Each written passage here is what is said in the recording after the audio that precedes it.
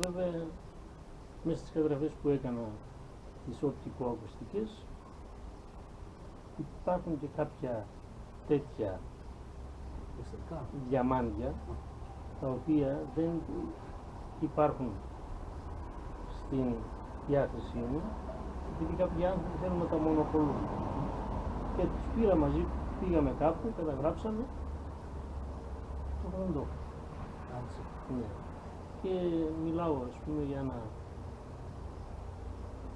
το τραγούδι της Αμάσιας την τουρκική.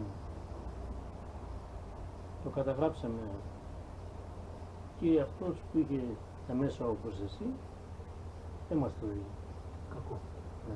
Ποιο καταγράψατε τον Καραπατσακίδη? Όχι. Τον Γεωργιάδη. Πότε δεν γίνεται αυτό? Στην Αγγελούπολη Δράμας. Και έχει αριστεμούς εκεί? Όχι, οι άνθρωποι δεν τα μάθαιναν από άλλους Μάλιστα. και διέσωσαν τη μελωδία και το στίχο. Και πήγα λοιπόν μια δεύτερη φορά να το ξαναγράψω. Και από τα 3 στιχάκια που μας είπε την πρώτη φορά που ήταν μόνο το ένα. Έτσι παθαίνουμε. Δηλαδή τα γραπτά μένουν που είπαν οι Ρωμαίοι ήταν μεγάλη, πολύ σοφή κουβέντα.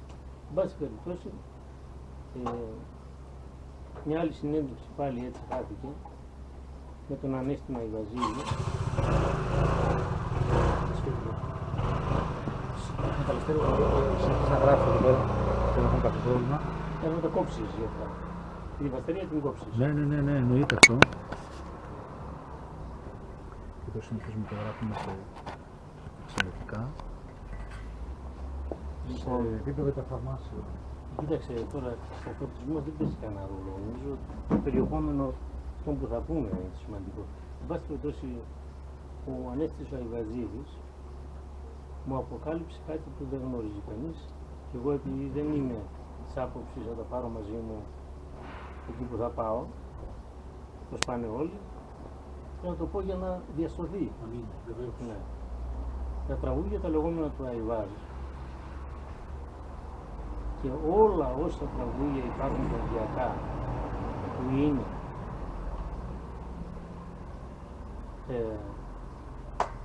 που έχουν χρόνο εναλλασσόμενο και όχι σταθερό, είναι τα τραγούδια των χριστιανών, των κλωστών. Και μου είπε ο Ανέστης, ήταν μαζί μου και ο Γιώργος ο Μπίλης και ο φίλος ο άλλος ο οποίος έπαιρνε την κάμερα.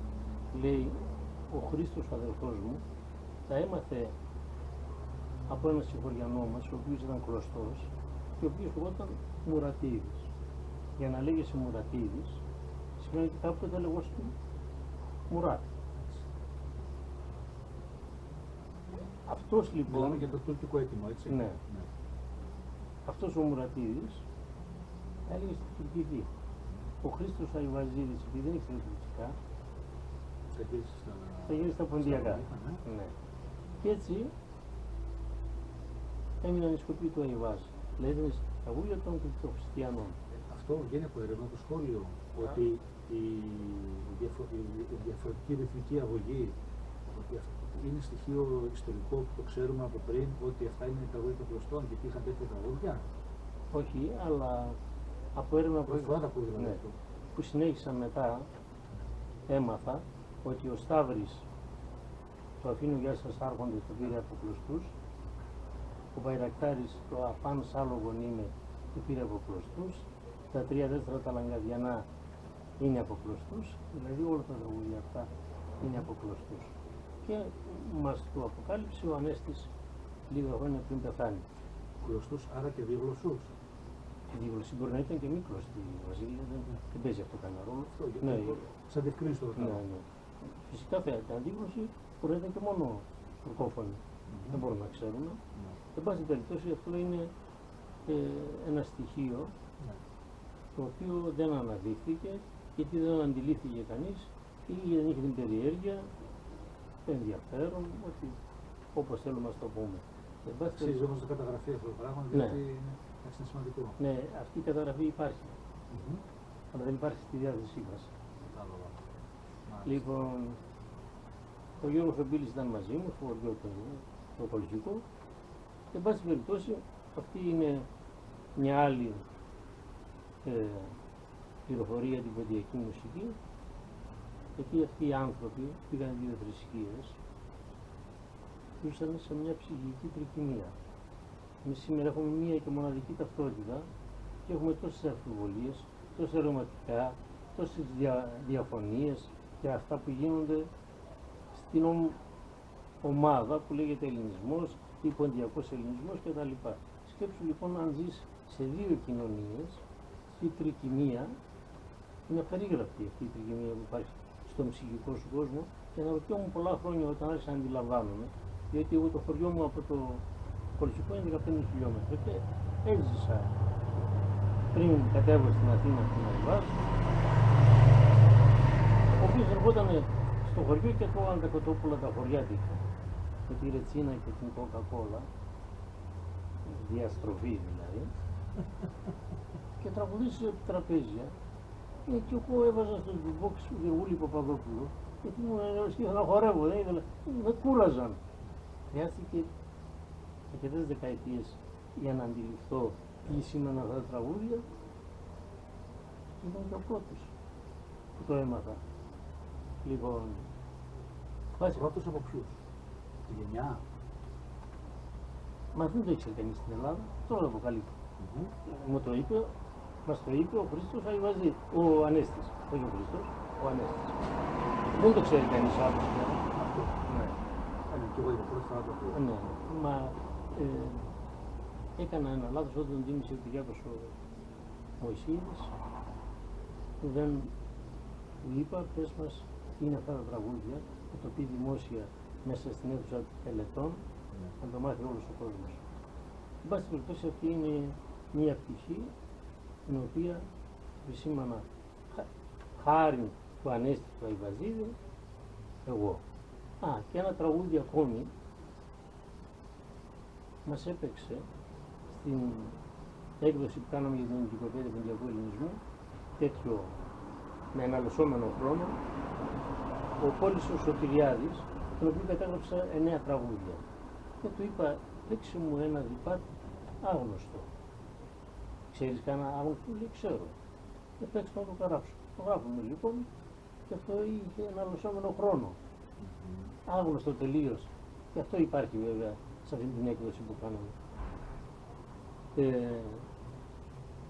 Αυτό τώρα περί τραγουδιού.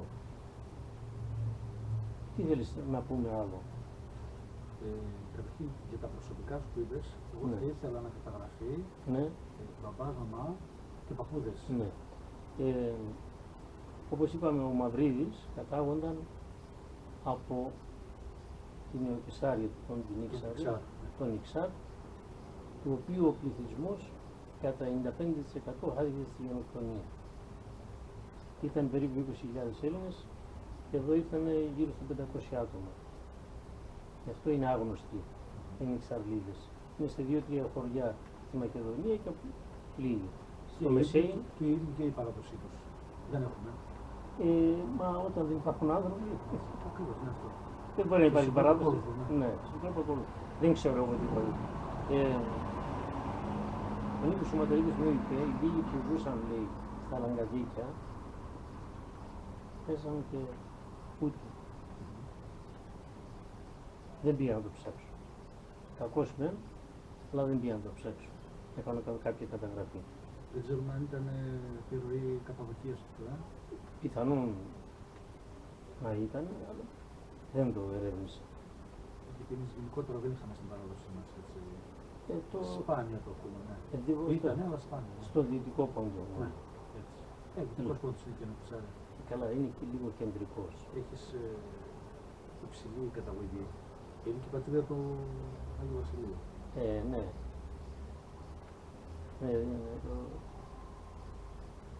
Ο άλλος γνωστός Νιξαρλής ήταν ο Μέγας Βασίλειος.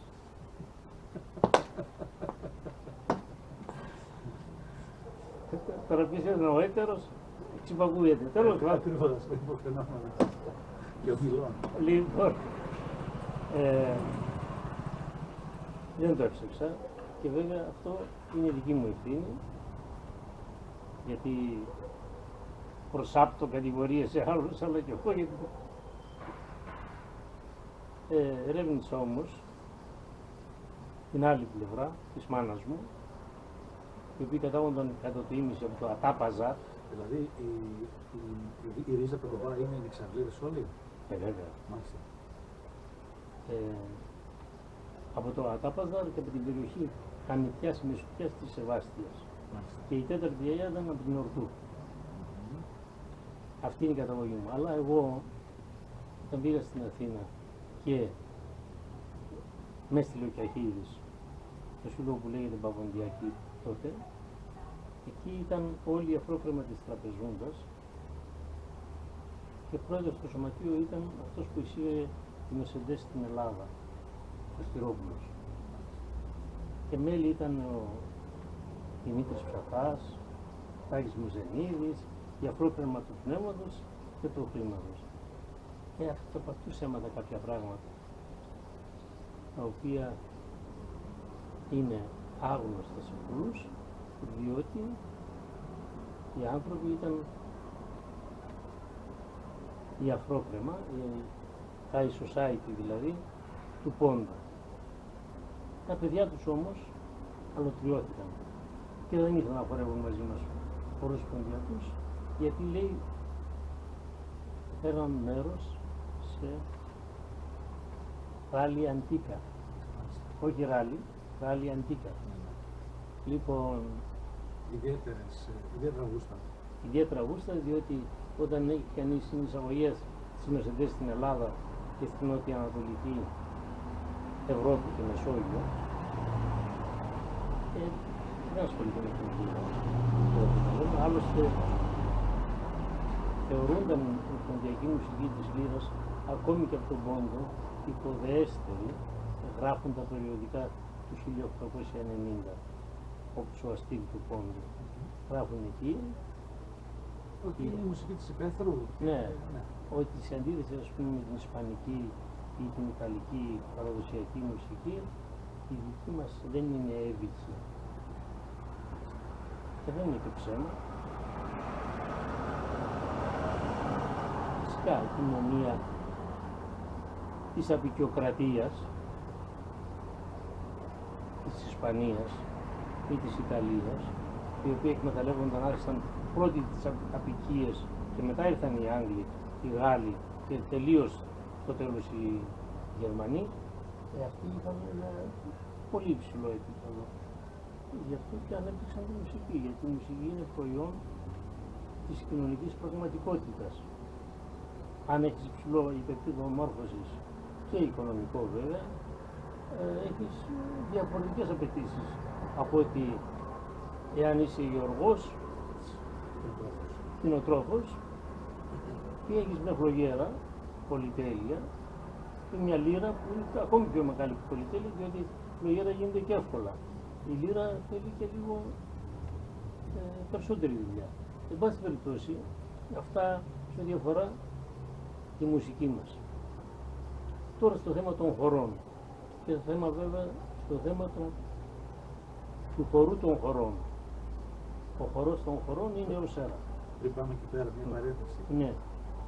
Προσωπικές καταγραφές για μιξάρ, εσύ δεν έχεις. Όχι. Δυστυχώς δεν έχω. Συλλαμβάνω τον εαυτό μου. Λόγω ιδιαίτερης καταγωγής το ρωτάω. Ναι, όχι. Δεν φρόντισα. Είχα ακούσει ότι στα Λαγκαδία.